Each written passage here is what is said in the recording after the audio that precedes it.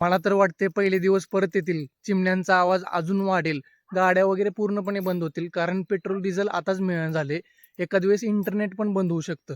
मी तर म्हणतोय दुकानात जायला एक घोडा घ्यावा आणि एक बैलगाडी घ्यावी घरच्यांसाठी आणि एक कबूतर घ्यावा चिठ्ठ्या वगैरे पाठवायला, नाही का? काय काळजी करायची गरज नाही. तुम्हाला ऑफलाईन ॲप्स पण मिळतात, ज्याच्यावरती तुम्ही सगळी माहिती घेऊ शकता किंवा तुम्ही मेसेज पाठवू शकता आणि बऱ्याच गोष्टी आहेत. मॅप वगैरे बघू शकता ऑफलाईन. अशा ॲप्स ऑलरेडी अवेलेबल आहेत, ते तुम्ही घेऊ शकता.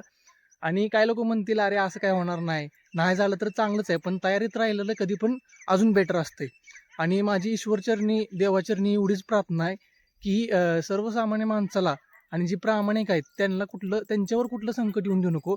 आणि जरी आलं तर त्यांच्यासोबत तू लढ, त्यांच्या पाठीशी उभा राहू नको, त्यांच्यासोबत तू लढ आणि तू लढशील ह्याची मला खात्री आहे. तर मित्रांनो, तुम्ही तुमची काळजी घ्या, तुमच्या फॅमिलीची काळजी घ्या आणि तयारीत राहा. जे ॲप्स मला माहिती आहेत ते मी कमेंटमध्ये द्यायला तुम्हाला प्रयत्न करतो. मला कुठलं काय मेसेज करायची काय गरज नाही, मी डायरेक्टच लिंक पाठवतो.